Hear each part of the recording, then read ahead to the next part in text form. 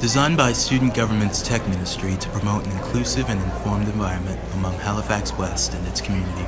Warriors Live is a student-run news network and broadcast team that shines a spotlight on valuable information while including the student body and catching their interests. Warriors Live and Tech brings you all the news on what's going on in our school. We work as a team while we're independent. We're organized while we are creative. We are technicians, editors, journalists, and reporters. We are Warriors Live and Tech.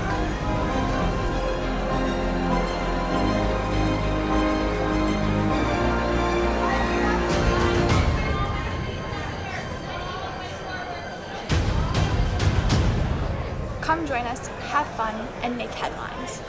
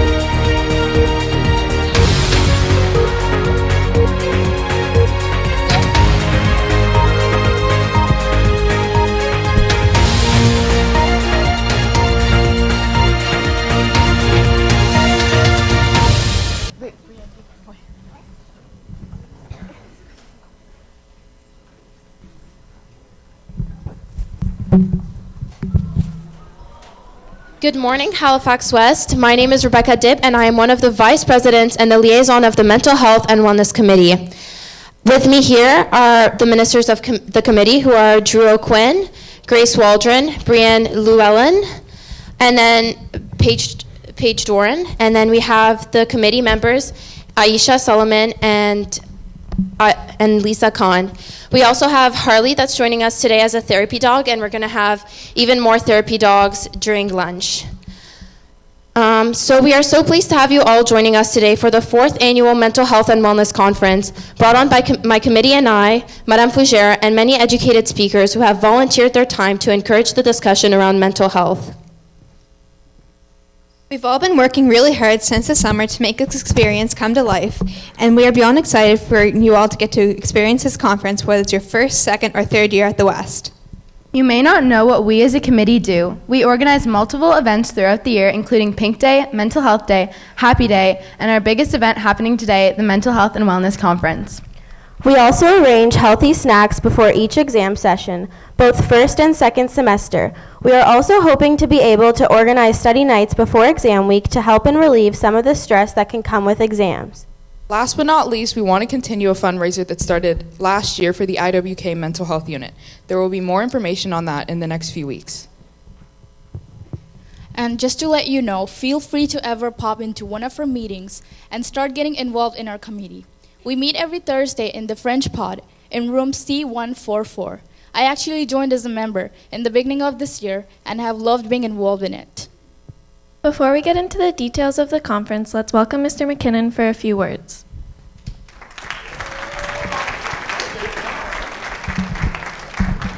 Good morning, everyone. Morning to staff, students, presenters, our committee of people that are putting things on today. Today, as Rebecca said, is our 4th annual Mental Health and Wellness Conference, my first one, so very excited about all the learning that's going to take place today. We'll be having hosting speakers and workshops throughout the day, along with providing all of you, our students and staff, resources to better support your well-being. The topics are subject of mental wellness, mental illness, everyday wellness. As the teachers talked to you yesterday, some of the topics could be serious, could be triggering, could be uncomfortable for you. So if that's the case, let your teacher know at the beginning of that session. There's places for you to be. You can be in the cafeteria, the youth health center, the library. There will always be a little bit of an information session just at the beginning of the presentation to let you know what's about too. So, like I said, if that's something that makes you uncomfortable, take advantage of one of those spaces. We also have some local media on staff today, so make sure to tell them how great the day is and how great it is being a student at Halifax West. We hope that everyone takes something away from today. So if it's just one thing that improves your well-being for this year, if you're in grade 12, the next couple, the next 3 years, for students and staff, that's the goal of today for us all. We want to start that conversation out about mental health here at the West and continue to support and continue that conversation throughout the year and the years forward. So just before I close, I just want to say a thank you to Madame Fougere, her team of students, staff, presenters, volunteers for organizing today. So a big round of applause for them. Say thank you when you see them in the hallway with those great shirts on. And I really hope, I wish you a really productive, educational, positive day. Enjoy, West. Thank you, Mr. McKinnon. Now let's welcome our co-presidents, Sarah Page and Lucas Arab. Good morning, Halifax West. We would like to take a minute to welcome you on behalf of the student government to today's conference. Today, you'll be participating in a student-run conference that aims to start the conversation about our own mental health and mental wellness and the consideration of others. This day could not happen without our Mental Health and Wellness Committee, our advisors, Madame Fougere and Madame Gora, the Halifax West administration, and most importantly, our community members. This year's Mental Health and Wellness Conference has taken in the feedback of our community to expand on the differences between mental illness and our everyday well-being. These are two subjects being covered during today's conference, but we encourage you to think about them in your day-to-day lives. Thank you very much for your participation throughout the day, and we hope that today's message comes across, but most importantly, allows our school to open up about the subject and spark a conversation. Thank you. Thank you, Lucas and Sarah. Here's a video to give you an idea as to why we started the Mental Health and Wellness Conference at the West 4 years ago and why we have carried on the tradition until now. You know that feeling where your thoughts scare you or make life tough? Sometimes it feels like no one else in the world has those thoughts or feelings. No one seems to know how difficult it is to deal with your feelings. And it's not easy to share your deepest secrets. You might think something is wrong with you. Or you might worry what other people think. And all of that makes your thoughts and feelings worse. Our culture has created this environment of shame. Until the 1960s, society sent people away if they had challenges managing their thoughts, emotions, and behaviors. Over time, we learned that we didn't have to be afraid. We learned how to help people get better. We became hopeful. But there are remnants of those images in our culture today, which is why some people still feel uncomfortable talking about it. The stigma has taken new forms too. With more access to more people all the time, it can seem like the world is telling us it's not okay to be anything but perfect. The truth is, everyone has thoughts or feelings that can be hard to deal with. So why do we make it so difficult on ourselves by judging others who could be going through the same challenges we are? What if, instead of seeing labels, we saw people who are struggling and could be there for them so they didn't feel so alone? What if we looked past our fear of mental health and started to talk about it in a constructive way? What if, as a society, we used empowering words and healthy images to help people feel supported? Maybe then, more of us could feel comfortable telling others when we're having a hard time. Maybe more people would get the help they need. And maybe one day we won't have to talk separately about mental health and physical health, but just health. The truth is, each of us has the power to change our culture. Will you join us? Share this video with a kid, your neighbor, a friend, and help us break the stigma of mental health.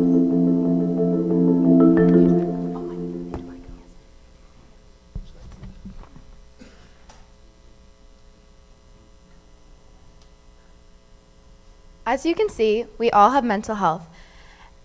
And even though we all have mental health, there is still a stigma surrounding it.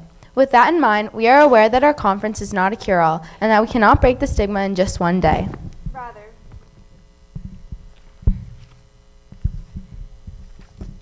Rather, we want to start and continue the conversation on mental health at Halifax West, so you can each keep the conversation going outside of the school as well. Even though this conference happens once a year, we do not want this to be a token day. Instead, we hope that you can take things and learn throughout the day and apply it to your life and the life of the people around you throughout the whole year. So you may be wondering what exactly is happening at school today. We have almost 40 speakers joining us today to offer you all sessions surrounding mental health and mental wellness.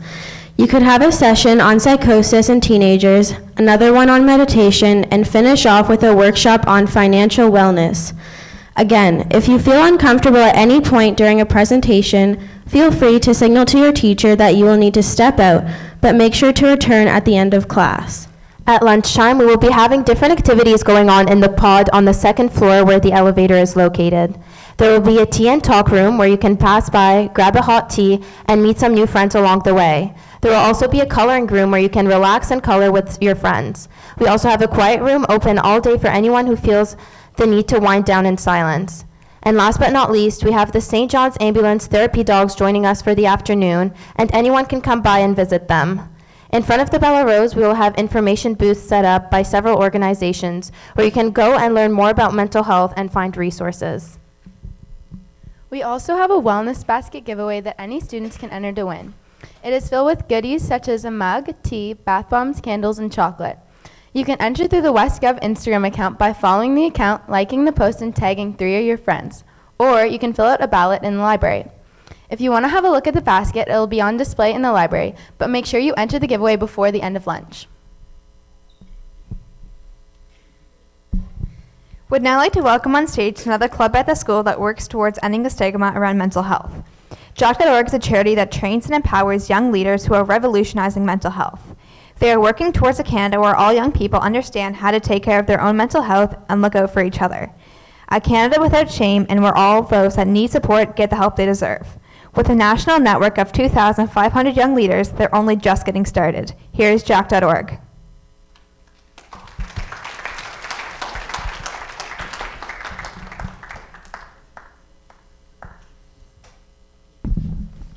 Hello, we're JOC.org. I'm Sinead. I'm Gio. I'm Jenna. I'm Danielle. I'm Trinity. We're the Halifax West chapter, and so we'll just tell you a little bit about JOC.org, a little bit of history, kind of what we do and what we do here in school. So JOC.org was founded in 2010, and it was originally called the Jack Project. A family made it for their son in hopes that no young person would ever feel isolated from any help or support that they need. By the next year, they had already given over 100 workshops to engage and educate the youth of Canada and their communities. In 2013, they rebranded as JOC.org and became a fully independent charity. They launched the first ever youth-led mental health summit in Canada, and from there, they just grew to what they are today. Yeah, so in Jack's 9 years, it has grown a lot. Individual Jack chapters now exist in high schools and universities all over Canada, and there are more popping up every day. They organize events and work to start conversations, educate their communities, and increase mental health knowledge and awareness. So here at Halifax West, our Jack chapter meets weekly to discuss the stigma around mental health. We also have fun activities to bring awareness. If any of this interests you, come check us out at lunch. We have a booth, and we also have a chance to win a Cineplex gift card. Thank you.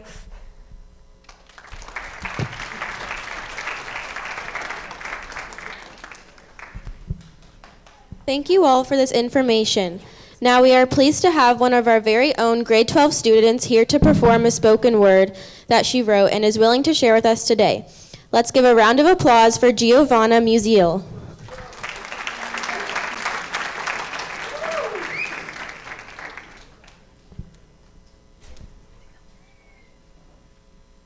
So this is called Listen.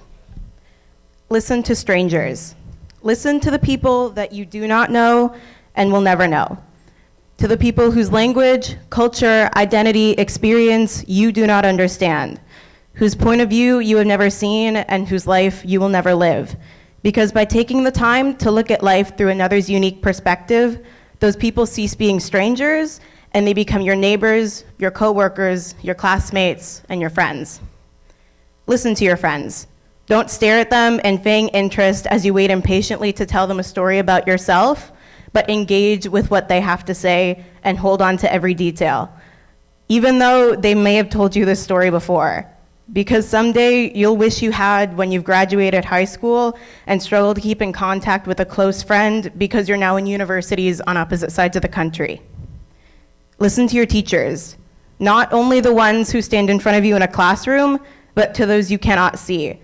The missteps you've taken, the lapses in judgment, the wastes of time, the old relationships, every mistake you've made was an opportunity to grow. And lessons you learn in the hallways of this school are just as valuable, if not more, than the ones you learn in its classrooms. Listen to your students and to your children. Because those who believe that they know everything there is to know are always the ones who have the most to learn. Because to foster a love of learning, you yourself must be open to learning. You must be willing to look at a problem in a way you've never seen it before. You must be willing to admit that you are not always right, and willing to realize that being wrong is not shameful. It is an opportunity to become better. Listen to your parents. Listen to the advice they pass on, the stories they tell. Take note of the things they do and commit yourself to being better parents than them. Because our world is always changing, and our children will have to face challenges we could never imagine. And even the best parents have things they need to improve on. And remember that the word family is not defined by blood. Most importantly, listen to yourself. Trust yourself. Because you know you better than anyone else does. Listen when you tell yourself enough is enough. Listen when you tell yourself that you can't do this on your own. Listen when you tell yourself you need a break. Because there is absolutely nothing wrong with listening to yourself first.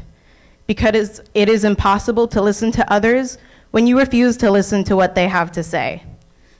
Listen to the own words that you say, because we all have a privilege to speak, and we seem to sometimes forget when trying to get our words out so quickly that they have meaning and impact on ourselves, on the people around us, on our communities.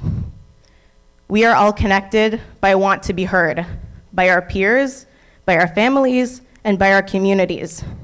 We want to be able to express ourselves and know that the people around us have taken the time not to just listen, but to understand. But somewhere along the way, we forget that we must also be willing to listen, to receive the message that others deliver to us, and to truly understand them, fully and completely.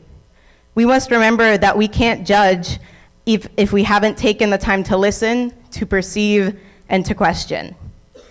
We must be willing to allow those who rarely get the chance to speak and share their stories while we listen and support them and celebrate their voices. And we must also remember to listen to the voice inside our heads that may someday tell us that now is not the time to listen, now is the time to act. Thank you.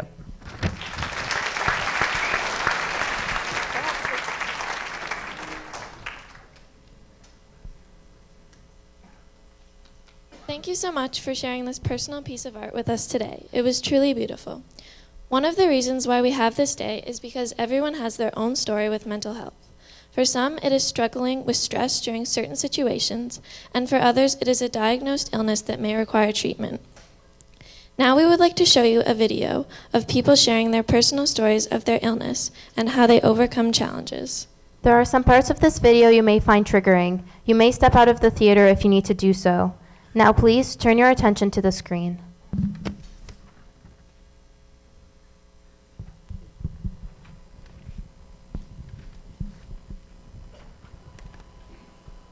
I was about 16 when I was diagnosed with depression.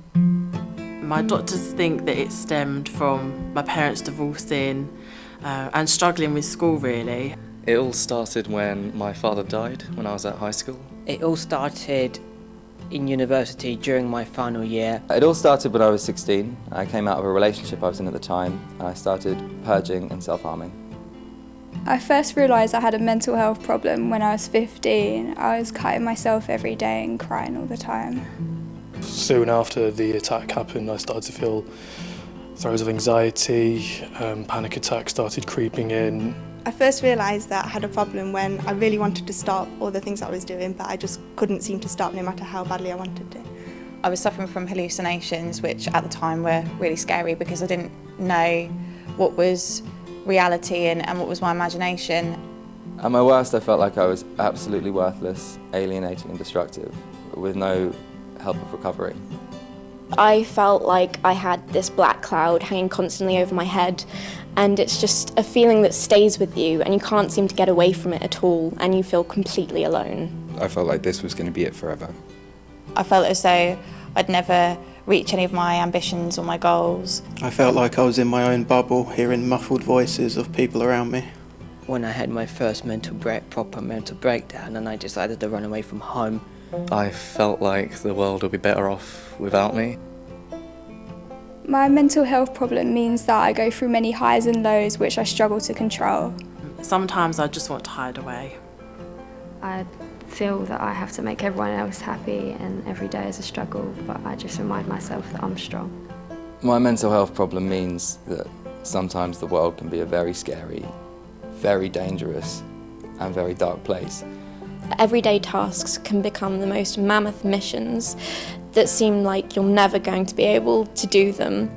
My mental health problem means that life is hard.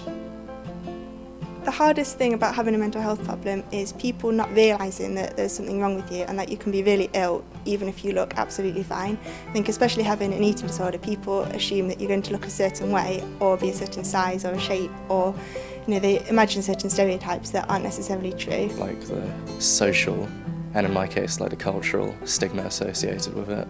If I'm having a bad day, no matter how small it is, it feels like the whole world's crashing in on me and things just keep getting worse. Just trying to get the people around me to understand what I'm going through when they haven't gone through something like me is probably the hardest thing. Social situations in particular can be really difficult. I sometimes can't commit to what we'd call sort of normal everyday activities. The word schizo, I think it has a lot of stigma attached to it. I really don't like it. What really reassured me was knowing that there are so many other people out there who've got the same diagnosis as me and that I'm not alone. Having my 2 rescue dogs to look after and to take care of, because I know that they need me around and they're always happy to see me, so no matter how bad my day is or how awful everything seems to be, I know that they need me and they always make me smile. Having such a great network of friends, family and people who are out there who can help. I'd look at how far I've come and everything that I'd gone through and realise that I am still standing. It really helps even my friends treat me the way that they did 6 years ago before this all started. I was that happy, laid-back person, and that's the person that I want to be and aspire to be again. It really helps me when people just treat me normally. I'd like people to treat me like like you would your own mother, I guess. I think that's a good way to treat people. I don't want people to tiptoe around me. I would like people to treat me like any other normal person, but also just to be a bit more sensitive around me, not to be stigmatised, depression and everything, and telling me to cheer up and everything. I wish I'd known how much I was going to grow and learn as I grew up and grew older. I wish I'd known how much therapy was going to help me and how much I was going to gain from that. And I wish I'd known that it was possible to meet people who would love me for all of me, including my mental illness. That I didn't have to feel so alone and that there was a lot of support out there. That there are people out there and organisations that can help me. I don't regret having mental health problems because it has made me who I am today. I wish I'd known just how supportive people can be once you tell them what you're going through. People are accepting. They're not going to walk down the street and cry, "You mental case." They're not going to, they're not going to do anything like that. Everyone's incredibly understanding. And if they're not, them. So the best piece of advice I'd have to give would be just getting over that initial fear of coming out to people about your condition, because once you talk about it, it really does help. The best piece of advice I ever got was to just focus on today, because you can't change what's happened in the past, and there's honestly no real way of predicting what's going to happen in the future. I know it's hard, but be yourself and be brave, and you will recover. Take each day as it comes, and even if that's too much, break it right down to just 5 minutes at a time. I find that really helps. Just ask for help. Just make that step and ask anybody, and they will be supportive for you. Everybody has scars. Some people have them in the mind and some people have them on legs like I do. Just basically be yourself. That's simple enough, and what it might be a bit cliche, but I guess it's true. It's okay to be mental, and that most people are, just not in the same way as you, but there are ways to get help. Even if you think that things can't get better, that you've tried so many times and you've fed up and you've had enough of trying, things really can, and you can get better and you can recover. So don't give up on yourself.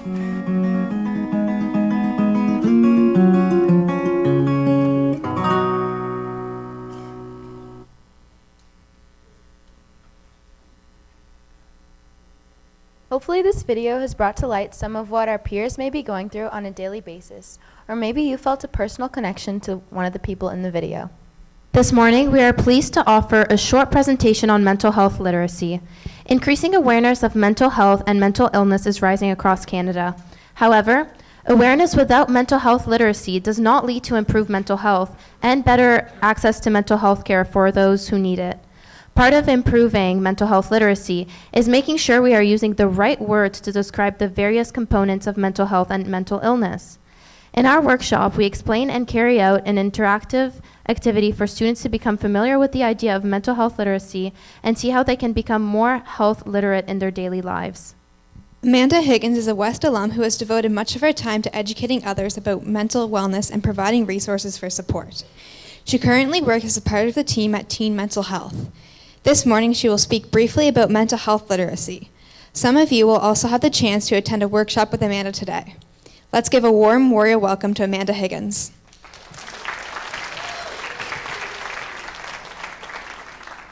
Thank you so much for having me. I'm so excited to be back at the West this morning. My name is Amanda Higgins, and I am a part of the team at teenmentalhealth.org. Next slide. So who we are at Teen Mental Health. Teen Mental Health is a knowledge translation team. And what that means is that we take all of the complicated research done by scientists and doctors, and we put it into fun graphics and resources designed for you and your families, your teachers, and medical professionals to better understand mental health and mental illnesses. Next slide. So I'm going to introduce a few of our resources that we have available for you on our website, and then I'm going to speak to you about mental health literacy and what exactly that is.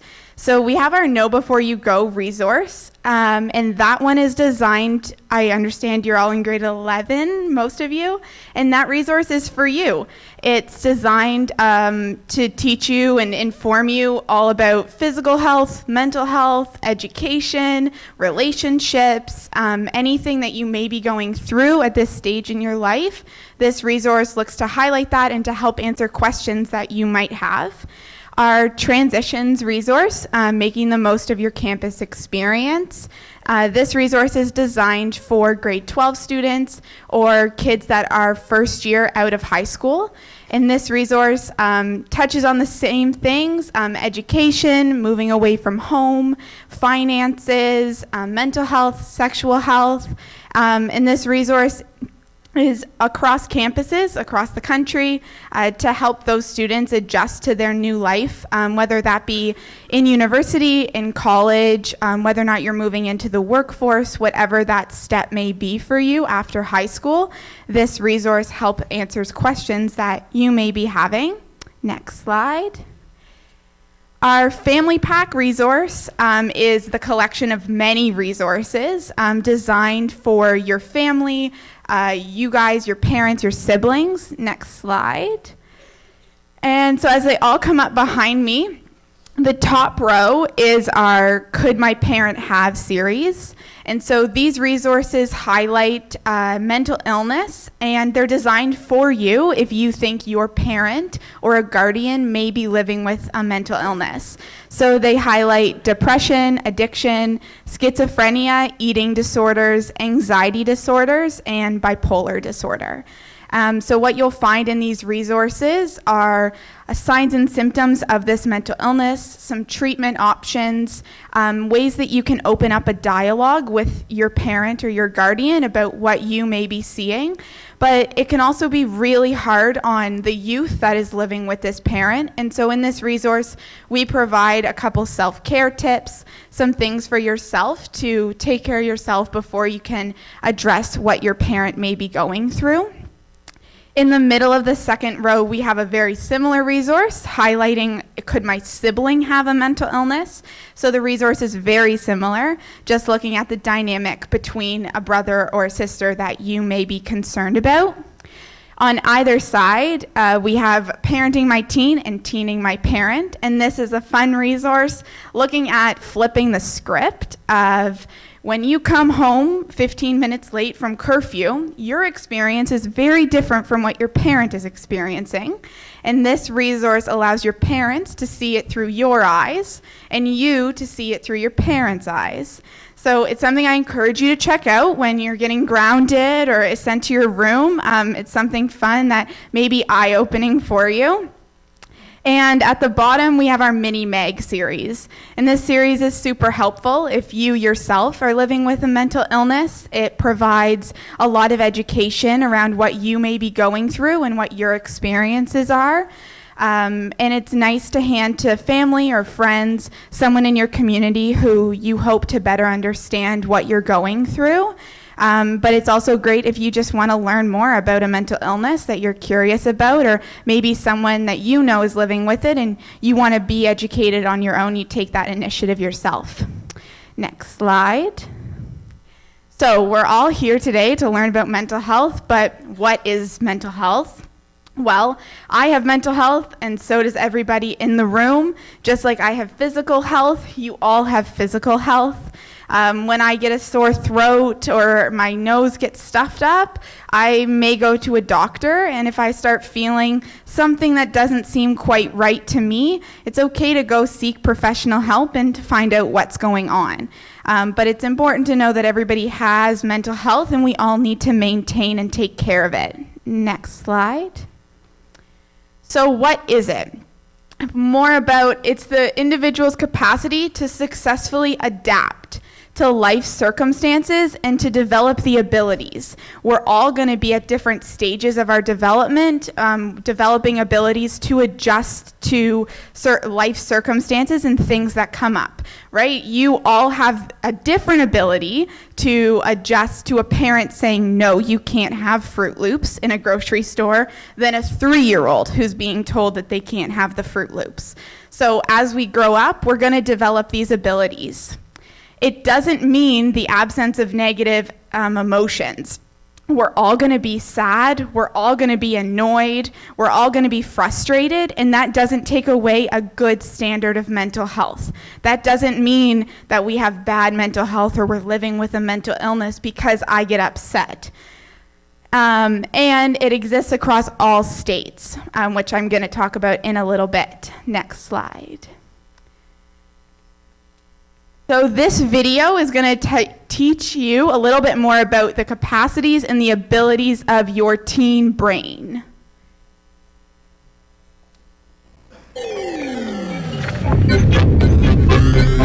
Welcome to Brain Upgrade 12-20. Thank you for upgrading to Teenage Brain. Your upgrade is now underway. The Brain Corporation is pleased to remind you that every advance in human history, science, discovery, and civilization was achieved with brains like the one you are using now. Your brain controls everything. The rest of you works under it. Click Agree to continue. Never mind, your brain just clicked it for you. This upgrade takes approximately 8 years to complete. It is recommended that you keep your brain on during this entire time. Removing your brain from its original container may void the license agreement. Exciting new features, more processing power, better connectivity, improved speed and stability. Your brain is now loading new modules and disposing of obsolete resources. To test the effectiveness of this upgrade, please stare at this screen and run the following information through your brain. Your brain tripled in size by age 1 and is fully grown at 18. It weighs close to 3 pounds, that's 1.36 kilograms. That's half the weight of all your skin. Sleeping helps your brain remember things. Everyone dreams. If you think you don't dream, you're dreaming. Learning new things changes your brain. Laughing uses 5 parts of your brain. Music lessons help organize your brain. Your brain performs 70,000 thoughts a day. Memorization grows your brain. Calculating. Congratulations, your upgrade to Teenage Brain version 12-20 is proceeding as scheduled. New upgrades will automatically download as they become available. Your brain is guaranteed for life and will not need replacement with normal wear.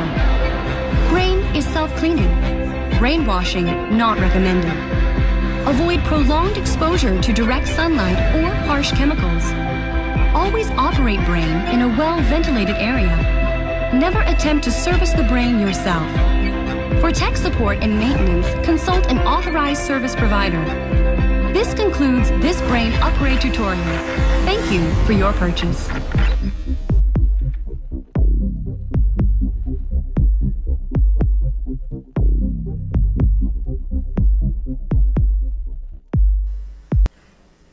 So that video just shows the power of your brain and all that it is capable of to develop those abilities to adjust to life circumstances, to maintain mental health. Your brain is meant to do this. So what is mental health literacy? Well, mental health literacy is part of the campaign that Teen Mental Health is currently running called Using the Right Words, speaking about mental illnesses and mental health in the right way. Mental health literacy has 4 key components. First is to obtain and maintain good mental health. So understanding what mental health is, what good mental health is, and self-care to maintain that state of health.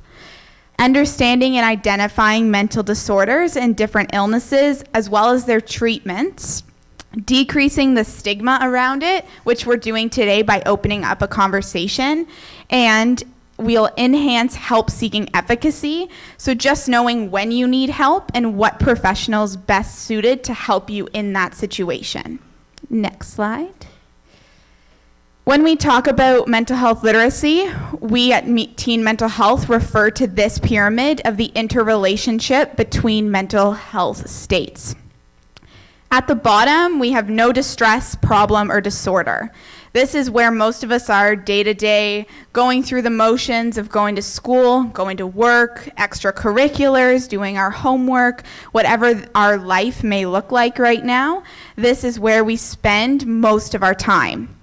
In the green, we have mental distress. Most of us are going to experience mental distress throughout our day, throughout our weeks, probably many times. So these are things like being annoyed, being sad, realizing you forgot your phone at home, the homework you worked really hard on's on the counter, you forgot your sneakers for gym class. Those things are going to come up throughout the day, and you're going to realize it, but we all have the ability to handle our emotion and to overcome it. Mental health problems are things that are going to last a little bit longer for us. There are things like going through a major breakup, losing a loved one, not getting into that university you had your heart set on. Those things are going to last a little bit longer for us. They may last weeks, maybe up to a month. And at that month point is when you might want to look at, what is this emotion? Why aren't I getting over it? Is it something more? Are we moving into the top of the pyramid, which is mental disorders and mental illness? These are things that are diagnosed by a medical health professional. They're not things that we diagnose ourselves, or because, we've been feeling an emotion for a while, we think it's appropriate now to call it depression. Okay, these are diagnosed illnesses and disorders just like a physical illness or a disorder. Schizophrenia, obsessive compulsive disorder, and anxiety disorder. These are examples of something we may find at the top of the pyramid. It's also important to note that you don't have to be in specifically one state at a certain time. I could be living with a mental illness. If I'm living with schizophrenia, I find myself at the top of the pyramid. My aunt just passed away. There's my mental health problem. I'm grieving. And I forgot my phone at home this morning. I'm upset. I'm annoyed. And now I'm having mental distress as well. And that's okay to be feeling all at once. The main goal of our Using the Right Words campaign and mental health literacy is to not say you're depressed because it's cold outside today. We're not depressed because it's cold outside. We may be sad. We may be annoyed that it's cold, but a medical professional hasn't diagnosed us with depression because it's cold outside. We don't have OCD disorder because I color code my notes. That's not what it is. I don't have an anxiety disorder because I'm nervous before a big test. That's my body preparing me to write this test. So noting our language about how we talk about the way we're feeling is important when we're talking about mental health, to not demote something that someone's going through who is in fact living with this mental illness. We want to use the diagnosis and those terms specifically for when we're talking about mental illness and not our everyday emotions. Next slide. So thank you so much for having me and listening to me. Everything that I talked about today is free and available for you on our website, and we're all over social media, so please check us out and think about the way you're using your words throughout today and the rest of the year. Thank you.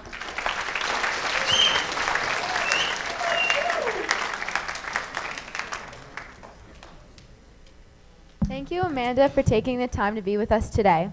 Many of you may wonder what type of resources are available to youth to support them with their mental health. Halifax offers many programs that can be a huge help. One program in particular is Langhouse. We will have more information on Langhouse on the West Instagram later today. Thank you for tuning in today, whether you're in the theater or in your classroom. Teachers, if you don't have a session for one of your classes, feel free to broadcast one of the keynotes in the Bella Rose. Also, this conference is made for you, the students of Halifax West. At the end of the day, let us know what you liked, what you think we can improve, and anything you would like to see being done throughout the rest of the year by filling out a survey on the West Student Gov Instagram bio. Don't forget, we will be having a tea and talk room, coloring room, quiet room, and having therapy dogs at lunch in the pod behind the elevator on the 2nd floor. It's also not too late to enter the Mental Wellness Basket giveaway. On behalf of the Mental Health and Wellness Committee, we really hope you enjoyed today's conference and are able to take valuable knowledge out of your sessions. Teacher, you can now take your students back to class. Thank you.